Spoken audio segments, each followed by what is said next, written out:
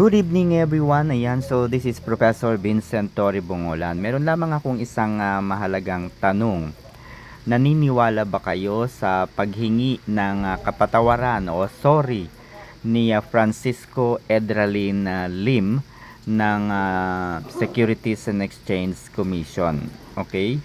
So, naniniwala ba kayo na siya ay nagkamali ng binasang report o siya ay napagalitan? Okay?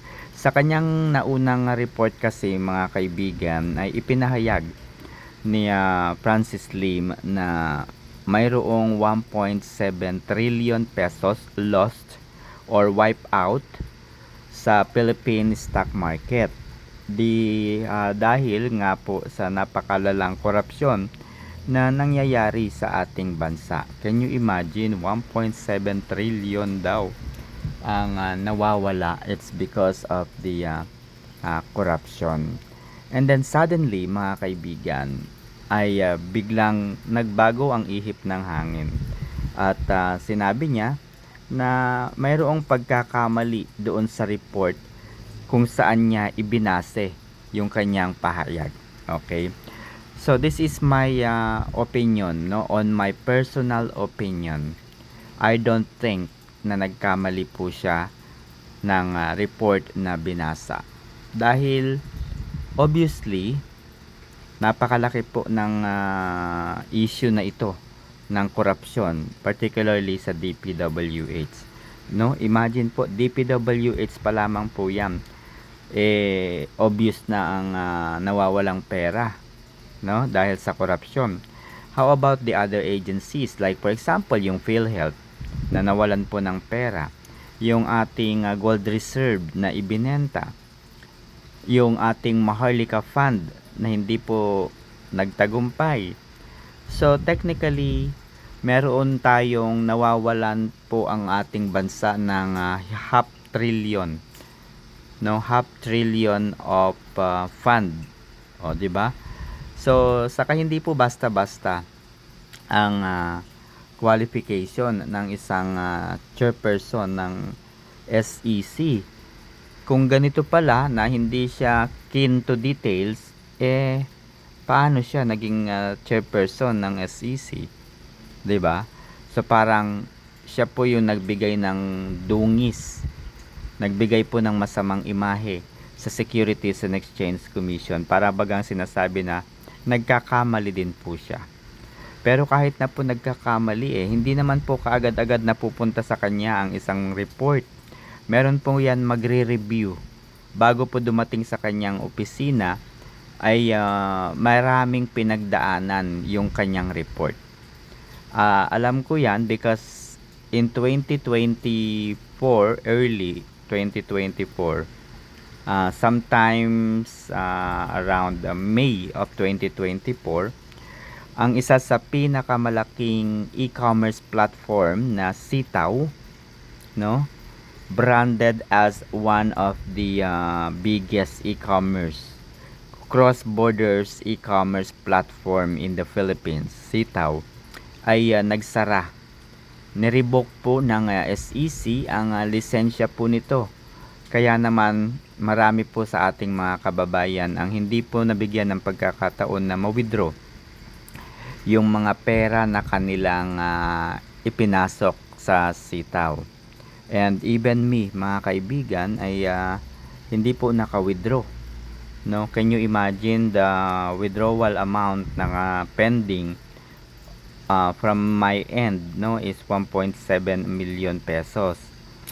And base po doon sa pinakang huling report namin na meron po ako, no, ang nawawalang pera ng taong bayan na nag-invest dito sa Sitaw is roughly nasa 18 billion pesos.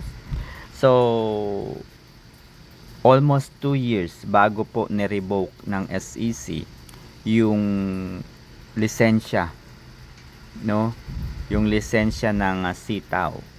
So does that mean nagkakamali po sila? That does mean na hindi po accurate minsan yung kanilang mga investigasyon? I don't think so. So kilalanin po natin si Francisco Edralin Lim ang kasalukuyang chairperson and chief executive officer ng SEC. So after this ay kayo na po yung bahalang tumimbang kung siya nga ba talaga ay nagkamali o siya ay pinagalitan. Alam naman po natin ang nangyayari ngayon, no? Hanggat kakayanin po ng administrasyon ni Marcos Jr. na lumusot sa mga ganitong problema na kinasasangkutan ng kanyang administrasyon ay ginagawa niya. Kaya nga po he appointed and do everything na kaya niyang gawin para makuha po ni Boying Remulla ang posisyon bilang ikapitong ombudsman. Alright, so si Francisco Lim was appointed by the President Marcos. Okay, noong June 3, 2025. Naku, bagong-bago, di ba? He is a lawyer by profession. Chairperson Lim brings to the commission over 4 decades of leadership in capital markets. So can you imagine? 4 decades po yung kanyang experience bilang leader in capital market regulation, corporate governance, and legal reform. From 2004 to 2010, Chairperson Lim served as the President and Chief Executive Officer of the Philippine Stock Exchange. He concurrently held senior positions in affiliated market institutions, including the Securities Clearing Corporation of the Philippines and the Philippine Dealing and Exchange Corporation. He was also the private sector co-chair of the Capital Market Development Council, a joint initiative of the Department of Finance, the SEC, and the industry stakeholder to promote capital market reforms, and served as a trustee of the Capital Market Development Foundation. In the private sector, he served as an independent director of several publicly listed and regulated companies, further deepening his practical experience in corporate governance. He was also elected president of the Management Association of the Philippines, the Financial Executives Institution of the Philippines, and the Shareholders Associations of the Philippines. Chairperson Lim has a long championed investor protection and the rights of minorities shareholder. As trustees and president of SharePil, he advocated for stronger corporate accountability, transparency, and inclusive participation in market development. Prior to his appointment to the SEC, Chairperson Lim was a senior legal counsel at Accra Law, where he specializes in securities and capital markets litigation, corporate rehabilitation, bankruptcy, and insolvency, antitrust, and trade regulation.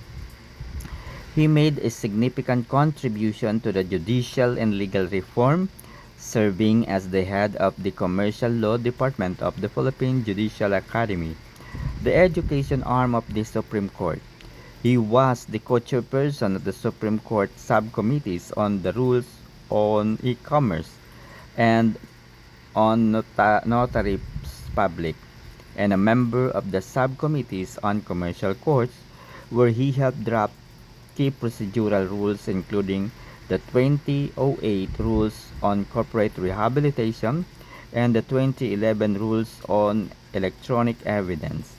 He is also, served as the chairperson of the Justice Reform Initiative. O, hindi ba mga kaibigan? Napakataas po at napakadami po ng kanyang achievements and experiences. Napakalalim. 'Di ba? Napakalalim po ng kanyang experience. So I doubt na magkamali po siya at yung kanyang report ay manggagaling sa mga peking mga dokumento. So, kaduda-duda po yung kanyang pagbawi doon sa kanyang report. Dagdag pa nito mga kaibigan, he previously taught law as professorial lecturer at the Ateneo de Manila University School of Law and the San Beda College Graduate School of Law. He has been consistently recognized for excellence in legal practice, named a leading lawyer in capital markets by Legal 500 Asia Pacific, a recommended lawyer in tax in 2021, and one of the Philippines' top 100 lawyers by Asia Business Law Journal of the same year.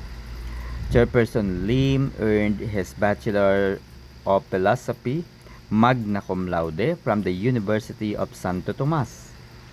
He obtained his law degree from the Ateneo de Manila University and was admitted to the Philippine Bar in 1981. He completed his Master of Laws at the University of Pennsylvania in 1987 and was admitted to the New York Bar in 1988. 'Di ba? So napakataas ng kanyang pinag-aralan, tapos magkakamali ng pagbabasehan ng kanyang report. So, kayo na po ang bahalang humusga. Again, kung nais ninyong matuto pa sa mga ganitong analysis, mga kaibigan, at malalim na pag-iimbestiga o analysis, huwag kalilimutang mag-subscribe at ibahagi ang ating opinion sa pamamagitan po ng paglalagay po ng inyong mga feedback or comment or any thoughts about the issue being tackled in every video na ginagawa po natin. Okay, so maraming salamat and God bless.